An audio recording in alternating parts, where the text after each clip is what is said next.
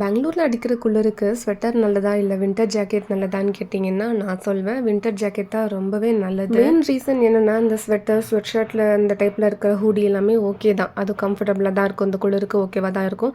But அத wash பண்ணி போட்டோம்னா காயறதுக்கு 3 நாள் ஆகும்.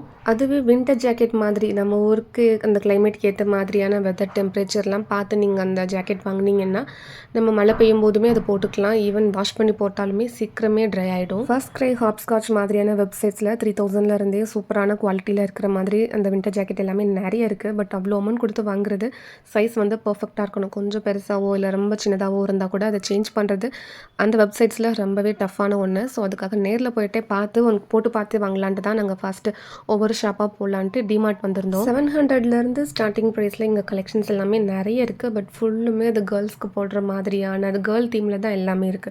பசங்களுக்கு ஒண்ணு கூட கிடையாது. இங்க கலெக்ஷன்ஸ் தேடி பார்த்தோம். எதுவுமே நல்லா இல்ல. சில இது யூனிசெக்ஸ்ன்னு மென்ஷன் பண்ணியிருந்தாலுமே பசங்களுக்கு அது செட் ஆகாது. ஈவன் அமேசான் மாதிரியான வெப்சைட்ஸ்லயே 1500க்கு மேல தான் ஒரு குவாலிட்டியான வின்டர் ஜாக்கெட்டே நம்ம பார்க்க முடியும். பட் இங்க 700க்கே வச்சிருக்காங்க. நீங்க கேர்ள் பேபிஸ் வச்சிருக்கீங்க, அவங்களுக்கு தேவைப்படுதுன்னா கண்டிப்பா இந்த டைம் வந்து நீங்க செக் பண்ணி பார்க்கலாம்.